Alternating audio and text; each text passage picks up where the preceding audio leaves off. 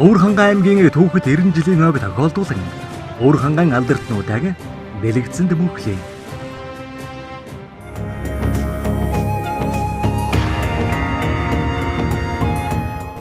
Өвөр ханган аймгийн 30 улс сумын харьяад Монгол улсын ардын багш Гавьяат Тамирчин Чимэд Базрын дамтан шарав. Чимэд Базрын дамтан шарвны 1945 онд Өвөр ханган аймгийн 30 улс суманд төржээ. Эцэг эхээс 8 улаан бөгөөд 4 хүү, 4 охинтой өнөртгөн айлын хүүхэд юм. Айлын эрэгтэй хүүхдүүд болсон хойно дээлгуутлан ханзартал барилдаж өссөн гэдэг.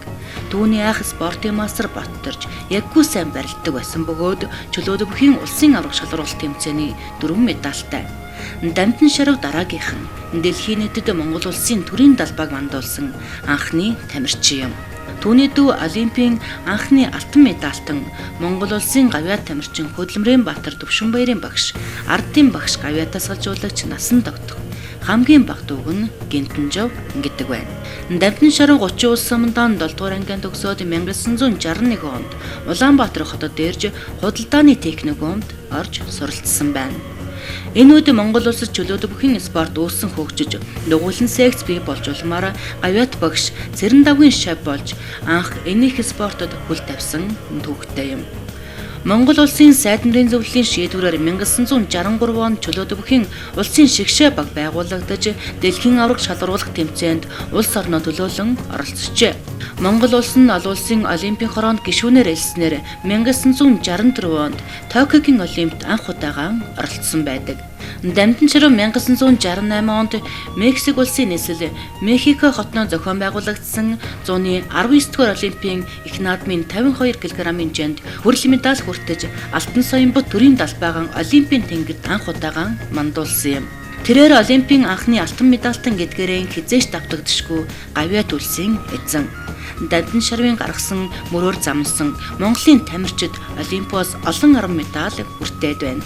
Олимпийн хүрэл медаль тамирчин Дамтан шарав 1962 оноос 1972 он хүртэл олон бахархан амжилт гарган барилдаж байжээ.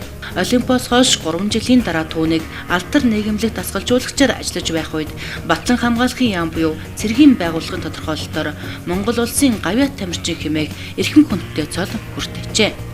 1973 оноос зэвсэг хүчний алдар спорт хороонд чөлөөт бүхийн үндэсний шигшээ багийн багш дасгалжуулагчаар ажиллаж эхэлжээ.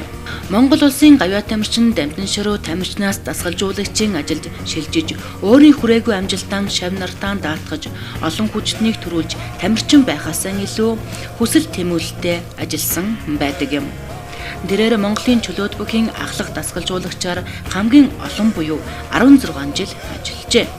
Дамтан шарав шиг тамирчин дасгалжуулагчаар 6 удаа олимпиад оролцсон хүн олон биш юм. Дамтан шарав багшийн төрсөн дүү насан дагтах нь Монгол улсын Хөдөлмөрийн Баатар ардын багш Гавьяат дасгалжуулагч цолтой. Түүнийг жудогийн шавнар нь насаа багш хэмээн нэрлэдэг. Мөн л ах Дамтан шаравын адил жудогийн улсын шигшээг олон жил сэтгэл зүтгэлдээ тээж явсан эрхэм. Тэгэхээр ах дүү хоёрыг их спортын Монгол өргөөний их хэрхэн тулах багна гэж хэлэхэд болох юм а. Монгол улсын ардын багш Гавьяат тамирчин дасгалжуулагч Дамтан шарав бараг 50 гаруй жил Монголын чөлөөт бүхийн хөгжлийн төлөө зүтгэсээр яваа юм. Тиймдээс түүний дасгалжуулж бэлтгэсэн шавнараас Гавьяат тамирчид олимп, ТV, дэлхийн аврах шалгаруулах тэмцээний медальтан 100 орчим тамирчин төрөн гарч үе үеийн 1000 гаруй шавтай болжээ. Тамирчин дасгалжуулагч хоёр нэгэн цул болж эх орон ард түмнийхээ өмнө хамтын хариуцлага хүлээдэг.